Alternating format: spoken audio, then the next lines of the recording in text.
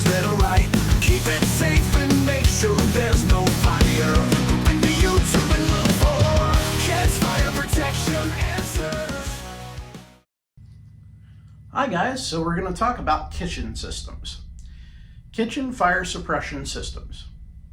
You may have an Ansel system. You may have an Amerex system. You may have a Buckeye system, a Protec system. There's a lot of different fire systems for kitchen suppression hoods. You may have a Piranha system, which has an additional solenoid valve, which adds water to that system.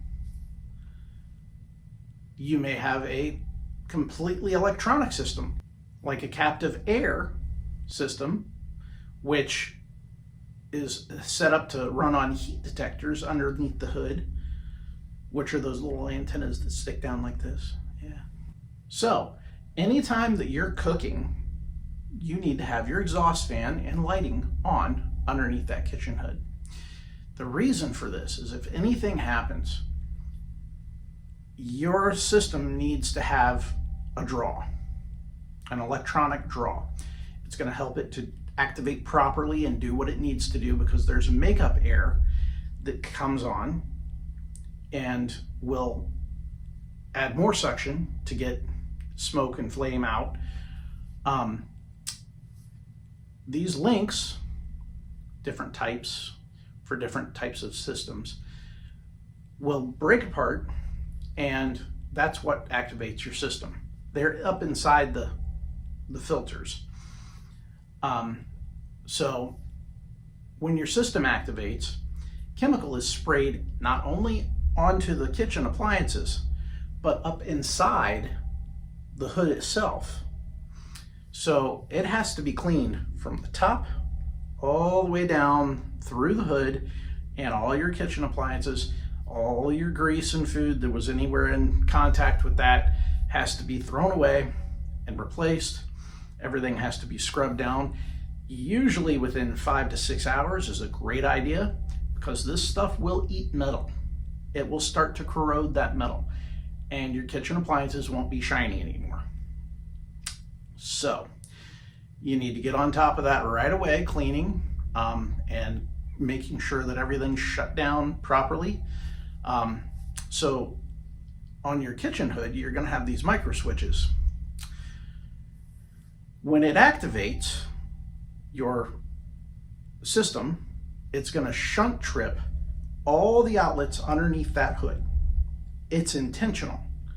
Don't go back and flip the breaker, because it's intended to shut everything down so it will not arc, because you're now spraying a liquid on top of those electrical plugs. And yes, it will get behind there and it will get on top of those plugs. It may in fact get on top of these switches and can cause a fire secondarily if you go messing with things. First thing you need to do is evacuate the building, and then you need to call your service company and have them come out immediately so that they can flush your piping, because this will eat the piping up above as well. It will pit anything metal. So you want to get this clean as quickly as possible. You want to get it serviced as quickly as possible. Don't just go flip the breakers on and start cooking again. This stuff is poison. It will kill people if you put it in food. So, or at least make them very, very, very sick. So your kitchen suppression, when it discharges, is going to smother the fire. It's going to put out the fire. And if everything acts the way it's supposed to, you won't have electricity, your gas will shut off, and everything will be off underneath your hood. That's the point. You want this to shut down everything. You don't want any opportunity for this to flare back up. You want it shut down, done. No problems.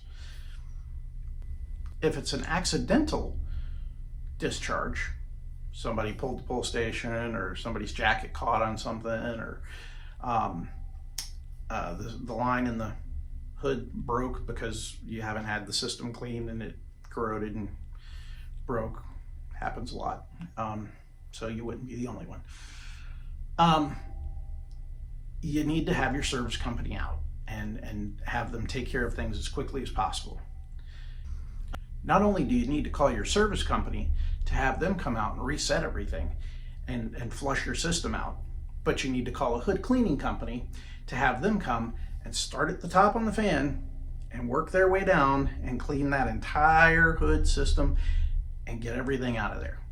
Because what they're going to do is they're going to spray a chemical onto that's going to neutralize that other chemical and flush it away so that it doesn't destroy your hood or your system in any way. It's going to make everything better, and you're not going to end up having a problem later down the road. Not to mention, you want to make sure that the chemical that comes out doesn't have anywhere that it's hiding and could drip on anything or drip on your grills or your griddles or in your fryers. You want to make sure that all those filters are cleaned properly. Everything has to be scrubbed down really good, because if it's not, you have the potential to make people very sick or kill them. And that's a huge liability. You don't want to play that game. It's best just to call the companies that are needed in order to get everything serviced properly so that you don't have any problems moving forward. Now, your kitchen hood system may activate your fire alarm system. There's micro switches inside what we call the ottoman or the trip device that should send a signal to your fire alarm panel. It may not be attached. That's okay, because it should have either that or a local alarm to let you know, hey, I'm discharging or I've discharged. If it doesn't have that, some fire districts will say that this indicator inside this little window is more than enough indication that the system is tripped. I disagree. And the reason that I disagree is because a lot of times these panels are behind another panel, hidden. So visually you can't see it. Standing in front of it, you're going to look around and go, what the heck happened? And where is this thing? Unless you know that you've got to pull this hood open and look inside and, oh, it tripped. Okay, well, to me, it's best if you just simply have a local alarm, battery operated, or you can have it electrical. It doesn't matter either way. But a micro switch in the panel or in the trip system to send a signal to tell you something's wrong, we have a problem, don't cook anymore, don't serve that food. That's the point. You can't depend on something that can be hidden away. It needs to be something that will make a noise or that will send a signal to somebody else and say, nah, shut them down. This device, as much as it's an indicator, is not a visual indicator. I mean, it's like taking a horn strobe from your fire alarm system and sticking it in a wall and saying, oh, it's fine. That's your indicator. It doesn't work for me. I'm sorry. Common sense says no.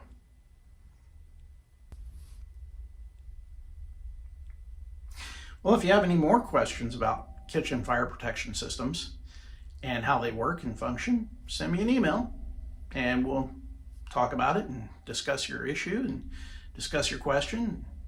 Maybe I'll do another video. Watch the videos that are coming up in the next segment. Have a great day, and don't forget to like and subscribe and share this channel with other people who might find my information useful. Take care. We'll see you next time. When you find your alarm sounds off in the night, don't make mistakes, get answers that are right. Keep it safe and make sure there's no fire. When the YouTube and look for kids fire protection answers. Kids fire protection answers. Got questions, he's got answers that make sense. Don't wait the channel to open his protection answers.